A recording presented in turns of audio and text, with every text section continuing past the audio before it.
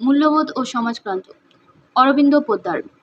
সাম্প্রতিককালে আমাদের প্রচলিত বস্তুবোধ এবং সামাজিক মূল্যবোধে এমন একটা পরিবর্তন এসেছে যে আমাদের সাংস্কৃতিক ভবিষ্যৎ সম্পর্কে চিন্তাশীল ব্যক্তি মাত্রেরই মনে সুগভীর সন্দেহ। ভবিষ্যৎকাল এবং সেই কালের মানুষ এই পরিবর্তনকে কোনো সৃষ্টিশীল কর্মপ্রবাহে নিয়োজিত করতে পারবেন কি না সে জিজ্ঞাসার বিচার ভাবিকালের জন্য নির্দিষ্ট থাক। কিন্তু আমরা যারা দ্বিতীয় বিশ্ব মহাযুদ্ধের পূর্বাহ্নে আমাদের কৈশোর অতিবাহিত করেছি এবং তৎকালীন যুগ মানুষে ভিন্নতর আদর্শ ও আত্মপ্রত্যয়ের অভিব্যক্তি লক্ষ্য করেছি, তারা এই পরিবর্তনের জন্য অন্তরে কিঞ্চিত বেদনাবোধ করি না এমন নয়, বরং কোনো কোনো সময় একটু অধিক মাত্রাই করি এবং সেই দুর্ভাবনার বেদনায় পত্র পত্রিকার আশ্রয়ে জীবন সংকটের আলোচনা রূপে আত্মপ্রকাশ করে। বলা বাহুল্য, এই পরিবর্তনটা বাংলার সাংস্কৃতিক ঐতিহ্যশ্রয়ী হয়নি হলে ব্যথিত হওয়ার কারণ থাকতো না। সেই ঐতিহ্যই আজ বিপর্যস্ত প্রায়। কোন কোন রাজনৈতিক ও সামাজিক দুর্ঘটনার আক্রমণে এই বিপর্যয়ের সৃষ্টি তাও নিত্য অভিজ্ঞতায় আমাদের মানসপটে উজ্জ্বল। তাদের মধ্যে থেকে আমি সর্বাপেক্ষা ভয়াবহ এবং প্রবাহে চিরস্থায়ী দুর্ঘটনা দুটিকে অর্থাৎ দ্বিতীয় বিশ্বযুদ্ধ ও তৎপরবর্তীকালীন বঙ্গবিভাগ আলোচনার অন্তর্ভুক্ত করব। তাদের ধ্বংসের স্বরূপটিকে পুনরায় স্মৃতিপটে জাগরুক করার জন্য নয়, এর অভিঘাতে ব্যক্তি চেতনা কিভাবে আহত হয়েছে এবং সেই আঘাত তার জীবন দর্শনে কি রূপান্তর এনে দিয়েছে তা নির্ধারণ করার জন্য। কেননা এই রূপান্তরের মধ্যেই মূল্যবোধের পরিবর্তনের সূত্র আবিষ্কৃত করা যাবে। দ্বিতীয় বিশ্বযুদ্ধ এবং বঙ্গ বিভাগ বর্তমান বাংলার ঐতিহাসিক পটভূমিতে ব্যক্তিক অভিজ্ঞতার নিকষে দুটি দূরপনের কলঙ্ক রেখা। এই দুটি মূল ঘটনাকে কেন্দ্র করে ইতিহাসের যে বেদনা বিক্ষত বিবর্তন তা মানুষকে পরিচিত জগৎ অভ্যাস, জীবনের প্রচলিত প্যাটার্ন ও নির্ভরশীল আশ্রয় থেকে উৎক্ষেপ করে তাকে এক ঘূর্ণাবর্তের তরঙ্গে ভাসিয়ে নিয়ে চলেছে। সেই তরঙ্গ অনিশ্চয়তায় যেমন বিক্ষুব্ধ, ধ্বংসের দাপটে তেমনই ভয়ঙ্কর, তা অভিব্যক্তিতে যেমন ব্যাপক, ব্যক্তির মানস উপলব্ধিতে তেমনই তীব্র বেদনাদায়ক। এই তরঙ্গের আঘাতে উৎক্ষিপ্ত হয়ে জীবনের সমস্ত বাঞ্ছনীয় প্রিয়কে হারিয়ে ব্যক্তি অনুভব করল যে তার সমাজ, তার যুক্তিমর্যাদাশীল মানবিক অস্তিত্ব, তার ব্যবহারিক শ্রেয়বোধ সমস্ত কিছু থেকে তাকে নির্মমভাবে বঞ্চিত করা হয়েছে।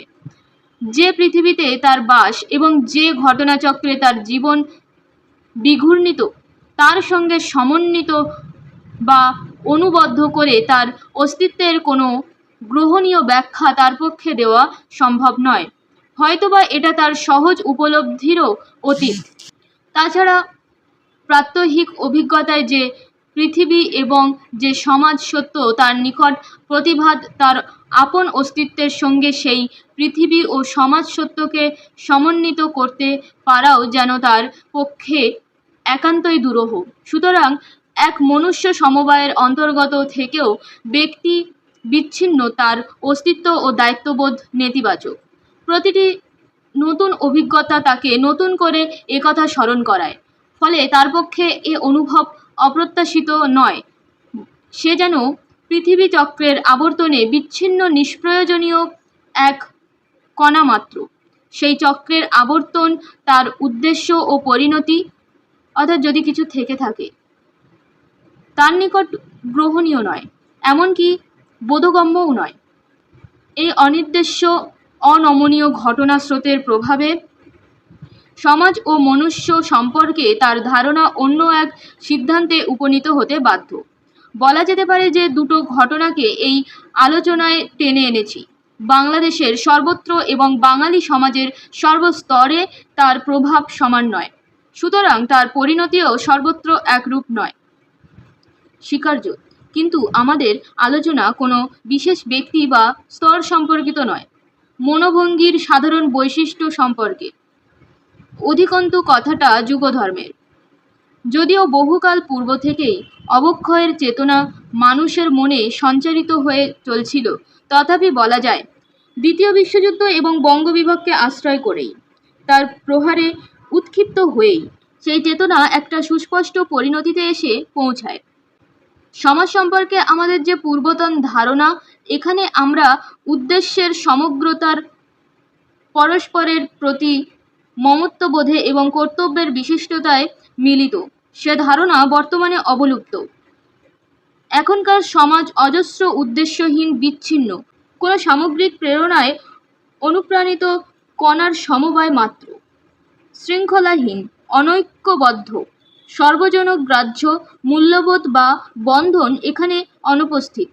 এককভাবে ওই এক একটি কণা বা ব্যক্তি অত্যন্ত ক্ষুদ্র, শক্তিহীন, তার অস্তিত্ব অন্য কারো কাছে অভিপ্রেত নয়, এমনকি সম্ভবত নিজের কাছেও নয়। এ তার প্রাত্যহিক অভিজ্ঞতার ফসল। এ থেকে ব্যক্তি বা মানুষ সম্পর্কে একটি সিদ্ধান্ত অপরিহার্য হয়ে পড়ে। ব্যক্তি ব্যক্তিগত, দায়িত্বহীন, নির্দিষ্ট উদ্দেশ্যহীন প্রাণী মাত্র। প্রাণী না বলে বস্তু বলাই শ্রেয়। তার অস্তিত্ব উপেক্ষিত, অস্বীকৃত, অতএব নিরর্থক। বহুকাল আগে বর্তমানের যুগ বৈশিষ্ট্য আলোচনায় E.M. ফস্টার বলেছিলেন, everything exist, nothing has value. এই একটি উক্তি আধুনিক যুগ মানুষের সার্থক পরিচয়, বর্তমান বাংলার সমাজ পরিবেশেরও। যুদ্ধ, বিপ্লব, মানবিক চেতনার ক্রম অবনতি ইত্যাদির ফলে অন্যান্য দেশে এই বোধের জন্ম বহু আগে হয়ে থাকলেও বাংলাদেশে এই বোধের স্বাক্ষর খুব বেশি দিনের নয়। যুদ্ধ ও দেশ বিভাগ এই বোধকে অধিকতর গাঢ় করেছে।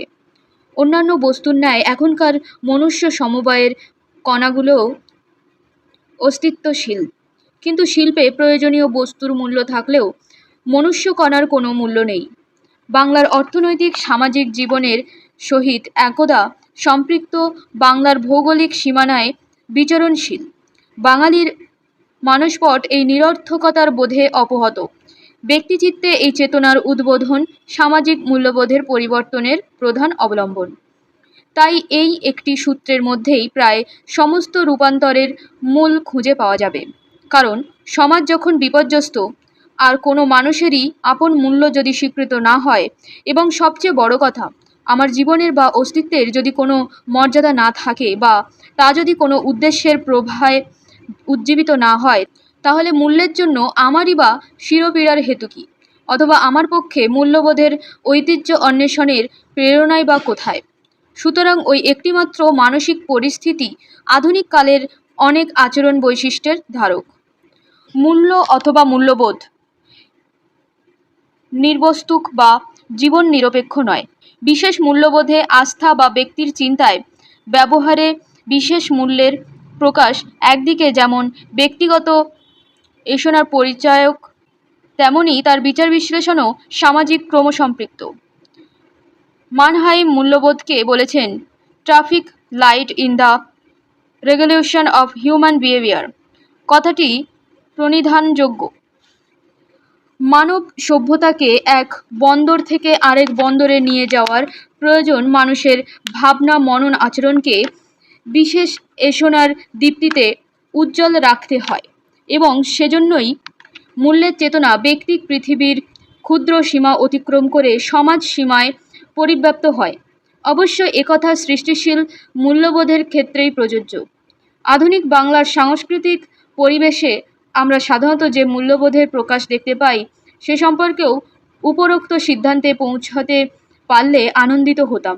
কিন্তু বর্তমান সময়ে মানুষের বিচরণভূমি অর্থাৎ তার সমাজ এতটা পর্যদস্ত যে এই অরণ্যে আলো বিকিরণের যথেষ্ট প্রয়োজনীয়তা থাকলেও সুব্যবস্থিত স্পষ্ট আলো এখানে অনুপস্থিত। আমার মনে হয় পূর্বে ব্যক্তিচিত্তে যে চেতনার উদ্বোধনের কথা উল্লেখ করেছি, এজন্য সেটাই বহুলাংশে দায়ী। সামাজিক ঘূর্ণাবর্তে আহত ও অস্বীকৃত ব্যক্তি সেই আঘাত এবং অস্বীকারকে ফিরিয়ে দিতে উৎসুক। প্রতিশোধ গ্রহণের প্রেরণায় ততটা নয় যতটা জীবনাচরণের স্বাভাবিক প্রেরণা রূপে। কারণ এই মূল্যবান বিশেষ বলে স্বীকৃত হওয়ার আকৃতিতে তার মুহূর্তগুলো চঞ্চল। এই আকৃতি ঐকান্তিকতায় একটা উদ্ভ্রান্ত যে ভালো মন্দ, ন্যায় অন্যায়, সুন্দর কুৎসিত, মর্যাদা বা মূল্যের প্রশ্ন তার চিত্তাকাশে প্রবেশ করার কোনো অবকাশ পায় না। উপস্থিত মুহূর্তের চেতনা, এই মুহূর্তের কর্মোদ্যোগে তার সমস্ত চেতনা আচ্ছন্ন। তাই তার প্রত্যাখ্যাত সত্তা বিভিন্ন পথে অভিব্যক্তি খুঁজছে, যেমন কখনো কখনো ব্যক্তিক আচরণে উদ্ধত, যা শ্রদ্ধেয় বা মূল্যবান বলে একদা স্বীকৃত ছিল, তার প্রতি অবজ্ঞা অবহেলার মাধ্যমে, কখনো বা রুচির স্থূলতা, অপরিমার্জিত ইন্দ্রিয়ানুভূতি ও ইন্দ্রিয়াভিজ্ঞতার প্রতি অতিশয় আগ্রহের ভিতর দিয়ে ব্যক্তি তার সর্বপ্রাপণীয় মূল্যের সাধনায় নিরত। It is futile to discuss values in the abstract. Their study must be linked up with the social process. To us, values express themselves first in terms of choice made by individuals. By preferring this to that, I evaluate things. But values do not only exist in the subjective setting as choice made by individuals. They also occur as objective norms, i.e., as advice. Do this rather than that. Owing to this dual origin, valuations are partly the expressions of subjective strivings, partly the fulfillment of objective social functions. Carl Mannheim, A Diagnosis of Our Time. Bangla তথা ভারতবর্ষের মতো অনুন্নত দেশের পক্ষে সম্ভবত নিজেকে বৈদেশিক প্রভাবের নিকট উন্মুক্ত করে রাখা ছাড়া গত্যন্তর নেই। তা সে প্রভাব কল্যাণকরী হোক বা অশুভই হোক, জীবন পরিক্রমার কোনো ক্ষেত্রেই আমরা যৌবনের আত্মপ্রত্যয় লাভ করিনি। সেজন্য বোধ, বুদ্ধি, মনন, এমনকি রুচির ক্ষেত্রেও আমরা এ পর্যন্ত অনেকটা পরনির্ভর। আধুনিককালে এই পরনির্ভরতা সুস্থ মূল্যবোধের উপর একটা দুর্যোগের আক্রমণ ডেকে এনেছে। একথা বলছি এ কারণে যে অনেকেই সম্ভবত লক্ষ্য করে থাকবেন, কিছু সংখ্যক বাঙালির অসন-বাসন ও পারিবারিক জীবনে ইয়াঙ্কি প্রভাব অত্যন্ত প্রকট। দ্বিতীয় বিশ্বযুদ্ধের কাল থেকেই এর সূত্রপাত। শুনতে পাই অযুত শিল্প সম্ভারে সমৃদ্ধ আমেরিকা একালের বিস্ময়। কিন্তু সুস্থির মূল্যবোধ এবং পরিমার্জিত রুচির প্রকাশে সে যে এখনো প্রাচীন তাও সন্দেহাতীত। মনে পড়ে কোনো একটি গ্রন্থে মার্কিন সৌন্দর্যবোধ সম্পর্কে একটি মজার গল্প পড়েছিলাম। একটি দ্রুতগামিনী মহিলার দিকে তাকিয়ে একজন দর্শক আরেকজনকে বলছে, দেখেছো মহিলাটি কি সুন্দর দেখতে? প্রশ্ন, কি করে বুঝলে যে তিনি সুন্দরী? উত্তর, ও, she has excellent legs. বলা বাহুল্য, সৌন্দর্য নিরূপণের এই দৃষ্টিকোণ প্রশংসনীয় নয়। একে অমার্জিত বা স্থূল বললেও যেন যথেষ্ট বলা হয় না। মনে হয় আদিম অরণ্যের দেহ অন্বেষণ অতিক্রম করে সূক্ষ্ম মানবিক রসানুভূতির মার্গে এর উত্তরণ আজও সংঘটিত হয়নি। অথচ এবম্বিধ রুচি বাঙালি সমাজেও বেশ কিছুটা অনুপ্রবেশ করেছে। কিছুকাল পূর্বে একটি প্রবন্ধে বাঙালি শালীন রুচিবোধের উপর পশ্চিম ভারতীয়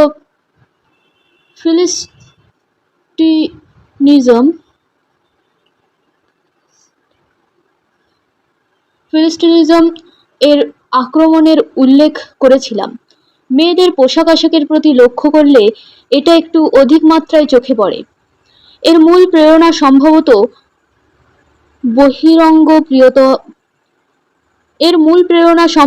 বহিরঙ্গ প্রিয়তা, কিন্তু বাইরের প্রতি অত্যধিক নজর যে অচিরেই একটা উৎকট বর্ণ সমারোহে পরিণতি লাভ করে তা বলাই বাহুল্য। এখানেও যে ইয়াকিং সৌন্দর্যাভিলাষীর সৌন্দর্যাভিলাষীর মনোভঙ্গি সক্রিয় নয়, তাকে জোর করে বলতে পারে। তাকে জোর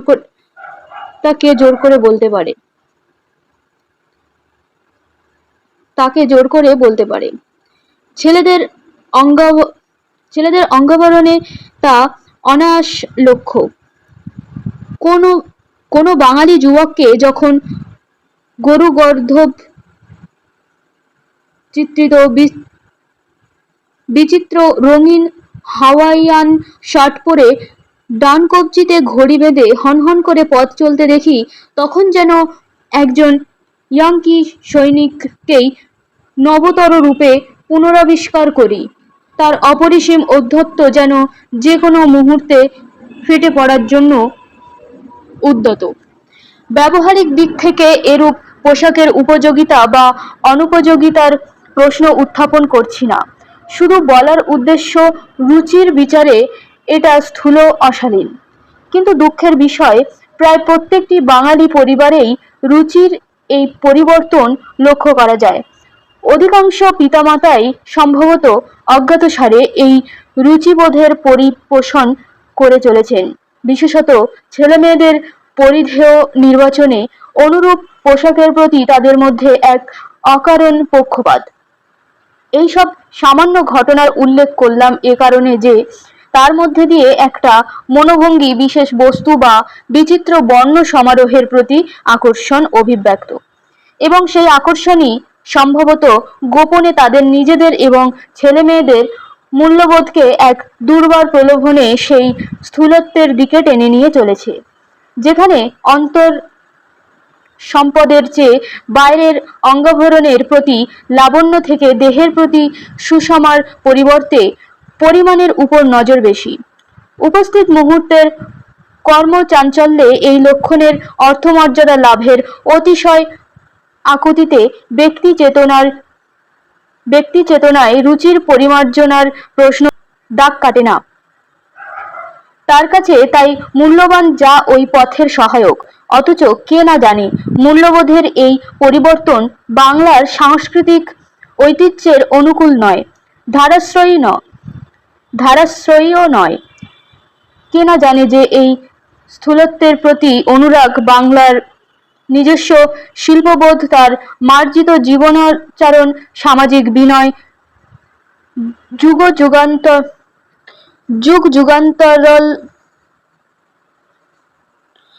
যুগান্তর লব্ধ শ্রেয়স ইত্যাদির পরিপন্থী। বাংলার সংস্কৃতি এ পথে নতুন পত্র পল্লবে বিকশিত হবে না। ঐশ্বর্যশালী হওয়া তো কল্পনাতীত। আমার নিশ্চিত বিশ্বাস, যুদ্ধকালীন পরিবেশ থেকে ক্রমবর্ধমান ইয়াঙ্কি প্রভাব এর জন্যে কিঞ্চিদধিক দায়ী। আর এও নিশ্চিত যে এই ধরনের বিশেষ বস্তুবোধ কদাচ সামাজিক মূল্য বলে স্বীকৃত হবে না, কারণ মূল্য তো তখনই গড়ে ওঠে যখন সে, কে না জানে যে এই স্থূলত্বের প্রতি অনুরাগ বাংলার নিজস্ব শিল্পবোধ, তার মার্জিত জীবনাচরণ, সামাজিক বিনয়, যুগ যুগান্তর লব্ধ শ্রেয়স ইত্যাদির পরিপন্থী। বাংলার সংস্কৃতি এ পথে নতুন পত্র পল্লবে বিকশিত হবে না। ঐশ্বর্যশালী হওয়া তো কল্পনাতীত। আমার নিশ্চিত বিশ্বাস, যুদ্ধকালীন পরিবেশ থেকে ক্রমবর্ধমান ইয়াঙ্কি প্রভাব এর জন্যে কিঞ্চিদধিক দায়ী। আর এও নিশ্চিত যে এই ধরনের বিশেষ বস্তুবোধ কদাচ সামাজিক মূল্য বলে স্বীকৃত হবে না, কারণ মূল্য তো তখনই গড়ে ওঠে যখন সে ঐতিহাসাশ্রয়ী, যখন সেই ঐতিহ্যেরই নবতর বিকাশ, সন্তুষ্টি ও বিবর্তনের পথে সে সহায়ক, যখন সে মানহাইম কথিত অবজেক্টিভ সোশ্যাল ফাংশনস এর পরিপূরক। কিন্তু একালের মনুষ্যকণার সে দায় নেই, কারণ পূর্বেই বলেছি, মনুষ্য সমবায়ে ব্যক্তির অস্তিত্ব একরূপ অনভিপ্রেত। সুতরাং তার মূল্যের বোধও কোনো শ্রেয়সের চিন্তায় উদ্বিগ্ন নয়। ফলে আমরা একালের অধিকাংশ বাঙালি এমন এক জীবন স্রোতে ভাসমান, এমন এক বস্তুবোধে আশ্রিত যে আমাদের জীবনে আমাদের জাতীয় সত্তা বিলুপ্ত প্রায়। আমাদের ব্যবহারে, মননে রুচির পরিচয়ে, শ্রেয়সের অনুধ্যানে সে সত্তার কোনো স্বাক্ষর নেই, কোনো অভিব্যক্তি নেই। একটি উদাহরণ দিই। কলকাতা যে বাংলাদেশেরই অন্তর্গত, বাংলার সাংস্কৃতিক জীবনের কেন্দ্রভূমি, একথা একমাত্র ভৌগোলিক অর্থে ছাড়া অন্য কোনো বৈশিষ্ট্যের উল্লেখে প্রমাণ করা দুরূহ। অন্যান্য শহর সম্পর্কেও একথা অল্প বিস্তর প্রযোজ্য। বাঙালি যেন জনপ্রবাহের কলরবে বিস্তৃত। তার শিল্পবোধ ধার করা, বহিরঙ্গ প্রিয়তার মুমূর্ষু, জাতীয় সত্তা কপটাচারের অতিশয়তায় হতশ্রী। পূর্বেই বলেছি, এ আচরণ অনেকটা নেতিবাচক, যেন একটা প্রত্যাঘাতের অভিব্যক্তি। আমার অস্তিত্বের মূল্য যখন স্বীকৃত নয়, তখন মূল্যের প্রতি আমার কোনো আকর্ষণ নেই, অনেকটা এই অনুভবের প্রকাশ। এটা জীবনের অন্যান্য প্রাঙ্গণেও লক্ষণীয়। এক্ষেত্রে একটা ব্যক্তিগত অভিজ্ঞতার উল্লেখ করতে চাই। সম্প্রতি একটি সাহিত্য বৈঠকে উপস্থিত থাকতে হয়েছিল। বৈঠক ঘরোয়া, কিন্তু বৈঠক। নির্বাচিত সভাপতিও ছিলেন।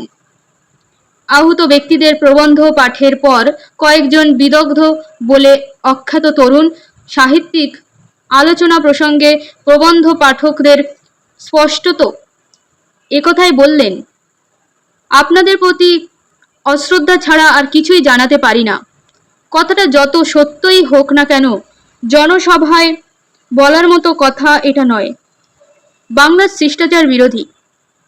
যেমন শিষ্টাচার বিরোধী বৈঠকের এক প্রান্ত থেকে অন্য প্রান্তে সিগারেট ছুঁড়ে মারা, কিন্তু এই অশিষ্টাচারেরও সাক্ষাৎ পেলাম, এবং এমন সব লোকের মধ্যে যাদের শ্রেয়সের বোধ অমলিন বলে আমরা বিশ্বাস করতে অভ্যস্ত। স্বভাবতই মনে প্রশ্ন জাগে, কেন এমন হয়? উত্তরে ব্যক্তির মানুষ সংগঠন সম্পর্কে যে কথা বলেছি, সে কথাই পুনরায় স্মরণ করতে হয়। এই অপ্রত্যাশিত আচরণের পশ্চাৎবর্তী নীতিবোধগত প্রশ্ন অথবা উচিত অনুচিতের সমস্যা উত্থাপন করতে চাই না। আমার বক্তব্য, যারা মূল্যের স্রষ্টা এবং যাদের বোধ বুদ্ধি মনন মূল্যের আশ্রয়, তারা যদি অবক্ষয়ী চেতনার নিদর্শন হয়ে পড়েন, তাহলে সামাজিক অর্থে উপযোগী ও সৃষ্টিশীল মূল্যের নবরূপায়ণ কিরূপে সম্ভব? তাছাড়া যাদের মধ্যে এই ঔদ্ধত্যের অভিব্যক্তি বা কেন, তা কি এ কারণেই নয় যে একদা বা শ্রদ্ধেয় বা মূল্যবান বলে স্বীকৃত ছিল? সামাজিক শিষ্টাচারে যা নির্দেশিত ছিল, তা আজ অশ্রদ্ধেয় বলে অনুমিত। তা কি এ কারণেই নয় যে ব্যক্তি সেই অশালীন অবজ্ঞায় উৎসাহী যে অবজ্ঞা তারই সামাজিক বিধিলিপি? অবক্ষয়ী সমাজ, পারিবারিক জীবনে ভাঙন, পারিবারিক ঐতিহ্যের ক্রমবিলুপ্তি সব মিলিয়ে যেন ব্যক্তিকে ওই পর্যায়ে ঠেলে দিচ্ছে যাকে আমরা নৈরাজ্য বলেই অভিহিত করতে পারি। সেখানে যে সর্বময় কর্তা শ্রেয়সের চিন্তার, সেখানে অনধিকার প্রবেশ। নিঃসন্দেহ যে সার্থক মূল্য সৃষ্টির অনুকূল পরিবেশ এ নয়। সমাজ পরিবেশে বিচরণশীল এই মনোভাবটি সাহিত্যের পাতায়ও তার স্বাক্ষর রেখে যাচ্ছে। এখানেও সাহিত্যের চাইতে অর্থের সম্মান বেশি। সাহিত্য সাহিত্যিকের ধ্যান বস্তু নয়, তার স্বপ্ন অন্য এক আকাশের অভিসারী। ফলে সাহিত্য কীর্তির অবনতি। এখানেও বাইরের রূপসজ্জা ও চমক, সেটা বর্ণালী পরিচ্ছেদেরই হোক বা লেখন ভঙ্গিরই হোক, দিয়ে হৃদয় ভোলানোর প্রচেষ্টা। অন্তরের অতলে প্রবেশ করে হীরকখণ্ডের মতো জ্বলে ওঠা নয়। অর্থাৎ এক প্রকার নিষ্প্রাণ পাণ্ডুর সাহিত্য সৃষ্টির প্রয়াস, যা ক্ষণিকের নিমন্ত্রণ নিয়ে আসে, হৃদয় জুড়ে স্থায়ী আসন পাততে চায় না। শিক্ষার ব্যাপক বিস্তার ও পুস্তক প্রকাশন ব্যবসায়ের প্রসারের দৌলতে সাহিত্য পাঠকের সংখ্যা আয়তনে বিপুল হয়েছে, কিন্তু এর অধিকাংশই জীবনচক্রের আবর্তনে ইতস্তত বিক্ষিপ্ত করুণা মাত্র, যাদের অস্তিত্বের মূল্য স্বীকৃত নয় এবং সেই হেতু গভীর মনন উপলব্ধিতে উদ্বিগ্ন হওয়া যাদের মানস প্রকৃতি নয়। সাহিত্যক্ষেত্রে তাদের আবির্ভাব হালকা তরল রসপানের দাবিতে। দারুণ গ্রীষ্মে একটু আইসক্রিম বা এক গ্লাস শরবত পান করার মতো। আইসক্রিমের ব্যবসায় ফেল করার সম্ভাবনা কম, তেমনি জল হৃদয় রসের কারবারে নগদ প্রাপ্তিযোগ সুনিশ্চিত। ব্যবসায়ীরা তো বটেই, সাহিত্যিকরাও চলতি বাজারের হৃদস্পন্দন অনুভব করে তদানুযায়ী ব্যবস্থাপত্র লিখতে লাগলেন। সম্ভবত এ কারণেই কয়েক বছর আগে রম্য রচনার হুজুগ এসেছিল। ইংরেজি রোমাঞ্চকর গোয়েন্দা কাহিনীর মতো এসব গ্রন্থেরও যেখান থেকে খুশি পাঠ আরম্ভ করা যায়, আবার যেখানে খুশি থেমে পুনরায় নতুন করে আরম্ভ করা সম্ভব। তাতে রসের ইতর বিশেষ বা ঘাটতিও হয় না। সম্প্রতিকালে যে দু একটি গ্রন্থ অত্যাধিক জনপ্রিয়তা অর্জন করেছে এবং অবিশ্বাস্য দ্রুত গতিতে যাদের অনেকগুলো সংস্করণ নিঃশেষিত, তাদেরও ইতিহাস এই। হয় তারা ক্ষণস্থায়ী তরল ভক্তিরসের অতিশয়তায় ও অলৌকিকতায় আর্দ্র, অর্থাৎ পরম পুরুষ ইত্যাদি, নয়তো যৌন রোমাঞ্চ ও বিভৎসতায় বিহ্বল, অর্থাৎ মরুতীর্থ, হিংলাজ ইত্যাদি। একজন প্রবীণ ও প্রখ্যাত বাঙালি কবি কথা প্রসঙ্গে আমাকে একদিন বলেছিলেন, হিংলাজ কারা বেশি পড়ে জানো? যারা পরম পুরুষ পড়ে। কথাটা আপাত বিদৃশ্য এবং অসত্য প্রতীত হলেও বিষয়গত ঐক্যে ও আবেদনের সমতায় অত্যন্ত খাঁটি। ওই দুটি গ্রন্থ প্রকৃতপক্ষে ওই দুটি শ্রেণীর সমুদয় গ্রন্থই। স্ত্রীর মূল্যবোধে অনাশ্রিত মনুষ্য কন্যার ক্ষণকালের আশ্রয়, অনবসর বিক্ষুব্ধ মুহূর্তের আনন্দের উৎস ও সঞ্চয়, নিরর্থক অস্তিত্বের বিষণ্ণতায় এরা শরবতের স্বাদ এনে দেয়। পূর্বোক্ত শ্রেণীর পাঠকের চাহিদার এরা যোগানদার। সামাজিক মূল্য চেতনার বর্তমান অবস্থায় এই ধরনের গ্রন্থের মুদ্রণ, প্রকাশ ও প্রসার অবশ্যম্ভাবী ও অরধ্য, কিন্তু পণ্ডিত বলে খ্যাত ব্যক্তিরা এদের মূল্যবান বলে সার্টিফিকেট দেন, সেটাই সর্বাপেক্ষা পরিতাপের বিষয়। সম্ভবত এটাও সমাজ ব্যাধির লক্ষণ এবং পাণ্ডিত্য সন্দেহজনক। তারপর চিত্রজগৎ। কোনো মনুষ্যকন্যার পক্ষেই এর প্রভাব থেকে বিমুক্ত থাকা সম্ভব নয়। কোনো চিত্র উপভোগ না করলেও আমাদের আশ্রয়হীন চিত্ত কত গভীর এক শূন্যতায়, মূল্যবোধহীনতায় বিবশ। আধুনিক চিত্রশিল্প তার প্রকৃষ্ট প্রমাণ। কথাটা আমি সাধারণভাবেই বলছি, কারণ গভীর মানবিক সংবেদনায় উজ্জ্বল মূল্যবোধের অভিব্যক্তিতে ঐশ্বর্যশীল চিত্রের সাক্ষাৎ আমরা কখনো কখনো পাই।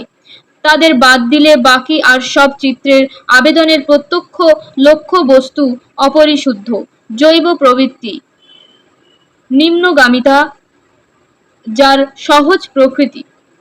ক্ষণিকের উচ্চকিত উল্লাসের ভেতর দিয়ে এরা ক্রমাগতই মানুষকে পেছনের দিকে টানে, সুদূর বিস্তারী আদর্শের পথ থেকে সরিয়ে আনে।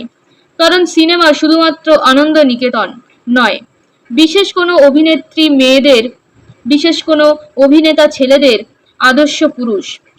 ব্যবহারিক জীবনে সেই আদর্শকে রূপায়িত করার চেষ্টা অনায়াস লক্ষ্য। 20-25 বছর আগেও বাংলার কৈশোর স্বপ্ন ছিল সুভাষচন্দ্র বসু, এখন রাজ কাপুর। দুই কালের দুই আদর্শের পার্থক্য বিশ্লেষণের অপেক্ষা রাখে না। কিছুদিন পূর্বে স্কুল ভবনের পাশে প্রেক্ষাগৃহ উদ্বোধনের প্রতিবাদে আহত অভিভাবকদের সভার বাইরে ছেলেদের যে বিক্ষোভ হাওড়ায় অনুষ্ঠিত হয়ে গেল, তাতেই একালের মূল্য চেতনার স্বরূপ উদ্ঘাটিত। বলা বাহুল্য, এ চেতনা স্বচ্ছ নয়। বাংলাদেশের বর্তমান সমাজ পরিসরে মূল্য চেতনার স্বরূপ কি এবং কিভাবে তার পরিবর্তন হয়েছে তা নিয়ে কিঞ্চিত আলোচনা করলাম। এই আলোচনার মাধ্যমে আমার বলার উদ্দেশ্য, সৃষ্টিধর্মী মূল্যের বোধ সমাজ মানুষে উদ্ভাসিত না থাকায় এবং ব্যক্তিচিত্তে তার অনুধানের অভাবে একটা স্থূল বস্তু নির্ভর বিবশতার আবর্ত সৃষ্টি হয়েছে। প্রাণস্পন্দন ও গভীর প্রাচুর্য বিনষ্ট। তবু আশার কথা, মূল্যবোধের এই বিশৃঙ্খলার মধ্যেও আমাদের জীবনাচরণের কোনো কোনো প্রাঙ্গণে ক্ষীণ আলোর দীপ্তি লক্ষ্য করা যায়। দৃষ্টান্ত স্বরূপ, আধুনিক কালে রুচি ও সৌন্দর্যবোধ অনেকটা বিকশিত ও প্রসারিত, এবং সেই সৌন্দর্যবোধকে দৈনন্দিন উপযোগিতার সঙ্গে মিলিত করার একটা প্রশংসনীয় উদ্যম দেখা যায়। সুন্দরের চেতনা বইয়ের প্রচ্ছদ থেকে জানালার পর্দা, গৃহসজ্জা থেকে শাড়ির পাড় পর্যন্ত বিস্তৃত ও অভিব্যক্ত। শুনতে পাই, মার্জিত শিল্পকলা মণ্ডিত বিবিধ তাঁতবস্ত্রের ব্যবহার উত্তরোত্তর বৃদ্ধি পথে। গৃহসজ্জার পরিপাটির দিকেও পূর্বাপেক্ষা সজাগ দৃষ্টি। সেজন্য প্রায় বিলুপ্ত কুটির শিল্প পুনরায় সমাদৃত হচ্ছে। গৃহসজ্জায় কৃষ্ণনগরের পুতুল আর বিষ্ণুপুরের ঘোড়ার ডাক পড়েছে।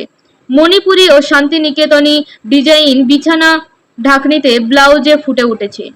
ভারতের অন্যান্য প্রদেশের কুটির ও তাঁতশিল্প বাঙালির ঘরে আদৃত ব্যবহৃত হচ্ছে। এই অনুরাগের ধারা যদি অব্যাহত থাকে এবং ক্রমে তা লোকায়ত হয়, তাহলে সুস্থির সৃষ্টিশীল মূল্যবোধের আবির্ভাবে তা সহায়ক হবে বলে আমার নিশ্চিত প্রত্যয়। অবশ্য সামাজিক ও অর্থনৈতিক কাঠামোর পুনঃসংগঠন যাতে ব্যক্তিক অস্তিত্ব অস্বীকৃত না হয়ে সামাজিক উপযোগিতার দিক থেকে স্বীকৃত হতে পারে, না হলে যথার্থ মূল্যের সৃষ্টি এবং সেই মূল্যকে পুনরায় ঐতিহ্যশ্রয়ী করা সম্ভব নয়। জীবনের অন্যান্য দিকে মূল্যের চেতনা এই সংগঠনকেও কোনো না কোনোভাবে প্রভাবিত করতে পারে। সেই জন্য উদ্বেগের মধ্যেও পূর্বোক্ত কারণে আমি আশাবাদী। আসল সমস্যা, পরস্পর বিচ্ছিন্ন মনুষ্য সমবায়কে সত্য অর্থে মানুষের সমাজে পরিণত করা এবং সমাজে সমন্বিত শক্তির ঐশ্বর্য, যৌবনের কর্মোদ্যম, সামগ্রিক আদর্শের উদ্বোধন এবং অবিচ্ছিন্ন গতির উচ্ছ্বাস ফিরিয়ে আনা। এ প্রসঙ্গে সৃষ্টির ঐশ্বর্যশীল সমাজ সম্পর্কে হোয়াইটহেড যা বলেছিলেন তাও স্মরণীয়। তিনি বলেছিলেন, "The vigor of civilized societies is preserved by the widespread sense that high aims are worthwhile. Vigorous societies harbor a certain extravagance of objectives so that men wander beyond the safe provision of personal gratifications. All strong interests easily become impersonal. The love of a good job well done." অর্থাৎ উচ্চ আদর্শ অনুসরণ করা, সেই আদর্শকে সমাজ মানুষের চিত্তে উজ্জীবিত রাখা, বস্তু থেকে আদর্শের অধিক মূল্য দেওয়া ইত্যাদি কর্মের মাধ্যমেই সভ্য সমাজের সৃষ্টিশীলতা অক্ষুণ্ণ থাকে।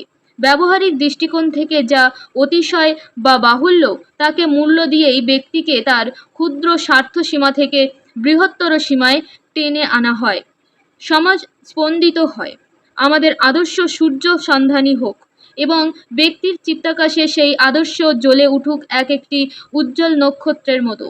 মূল্যবোধের অরাজক স্থূল থেকে মুক্তিলাভের সেই পথ, এবং আমাদের ব্যক্তিক ও সামগ্রিক অস্তিত্বকেও বোধহয় এ পথেই মূল্যবান করা সম্ভব। সাহিত্য, শিল্প, সিনেমা, শিক্ষা, রাজনীতি ও ব্যবহারিক কর্মজীবন, জীবনের সর্বক্ষেত্রের কর্মীরা যত বেশি সমস্যার গুরুত্ব সম্পর্কে অবহিত হন, ততই আশার কথা।